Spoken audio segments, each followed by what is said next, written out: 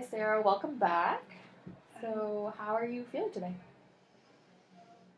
Mm, I'm having a lot of anxiety and pain. Okay. Just talking to people, being in large groups. So, do you want to tell me a little bit more about what that anxiety looks like to you? I feel like I can't breathe. And I'm sweating, and Okay. everybody's looking at me and judging me. And how is this anxiety affecting your everyday life? Well, I don't have a lot of friends Okay. because I'm shy. I don't talk to a lot of people, and it's really going to affect my work. I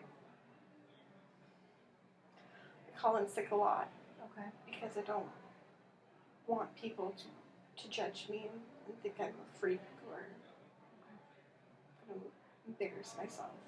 I know that's going to happen. And have you been calling in sick more recently? Okay. So, would you say that your anxiety and the kind of fear of talking to other people has been getting worse?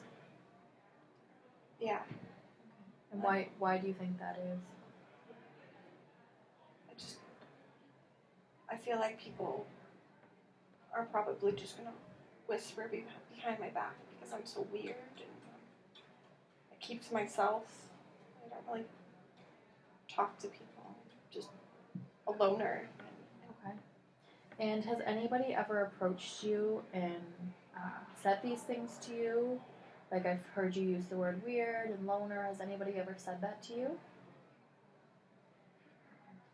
So, on the one hand, I hear what you're saying, that you're obviously have a fear of being judged and ridiculed by other people. And that's a very,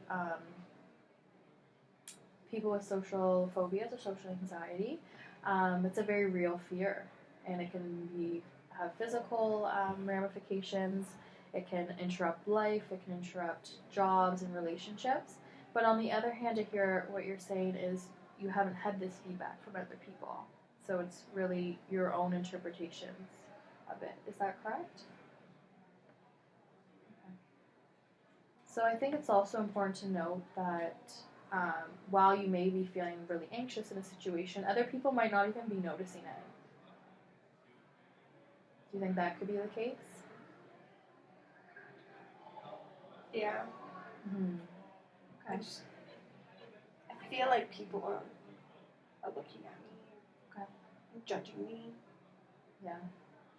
And I see that that's a very real fear for you, and that's very difficult to deal with on a day-to-day basis. So, what kinds of coping mechanism or techniques have you developed to kind of ease your anxiety? Maybe when you're alone and not around people, what do you do to kind of ground yourself? Well,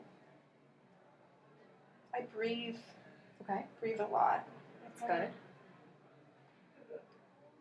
Try to get away from what's bothering me and step away and breathe and try to calm. I feel like my heart's beating all the time and I'm sweating and I just need to breathe. Okay. So it seems like a really good technique. Something as simple as breathing can really calm you down.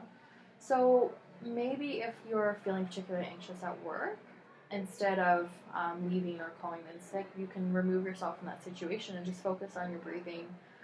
Because as I said, chances are nobody's really noticing. They're just like, oh, she's taking a washroom break. That's fine.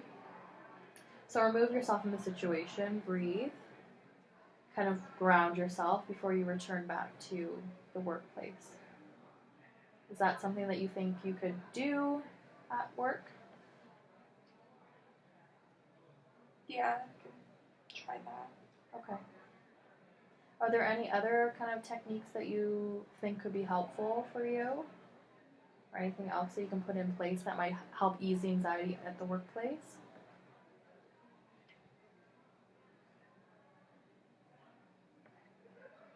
Okay. Do you eat lunch with everyone else, or do you go somewhere else to eat lunch? Um, well, a lot of people at work just eat their lunch in the lunchroom. Okay. I don't like large groups, so Okay. I kind of just eat at my desk. Would you like to eat in the lunchroom? Yeah. Okay.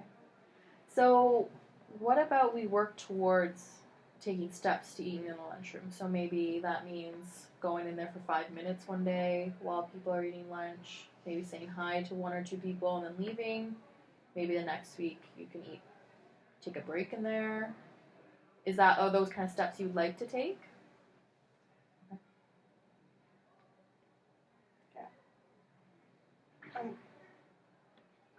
I want to be able to talk to people without having to feel like this. Okay. I think that's reasonable. That's a lot to take on every day, especially every day you're going to work and feeling like that fear and that feeling of dread and that anxiety is very difficult. So I do recognize that, and stepping into that lunchroom is not easy, and it's not going to be easy. So I recognize that that's a huge step for you. So what else can you tell me about this anxiety that you're having at work?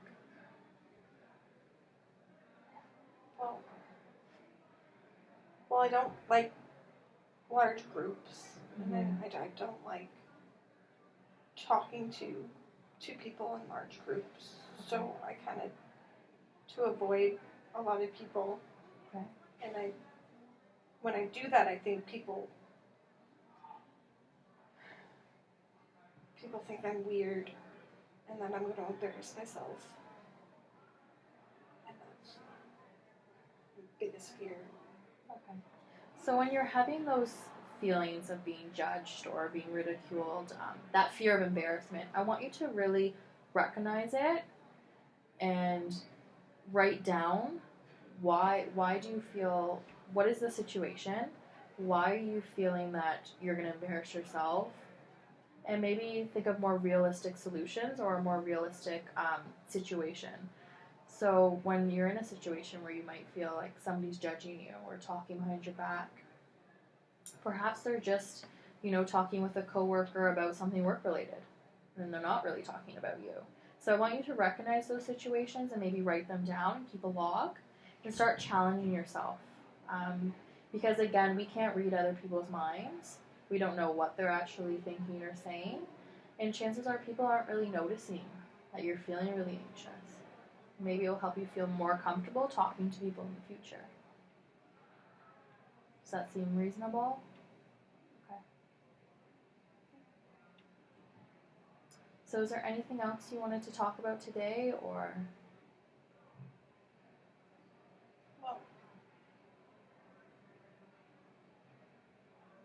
Well, I think because I call in sick a lot, and I don't want to lose my job over it. Okay. So there's really only this one girl at work that I kind of talk to. She seems shy too, so I kind of just sit with her. Okay. So she seems like she could be a good source of support for you at the workplace. Maybe you can sit with her in the lunchroom one day, or maybe meet her for coffee and let her know what's going on. And if you're having those really anxious moments, you can go talk to her. That might help alleviate some of it. Because chances are she might be feeling the same way as you are. She's really nice. Good. Good. So that sounds like a good plan. I can do that. Try to do that. Okay. Perfect.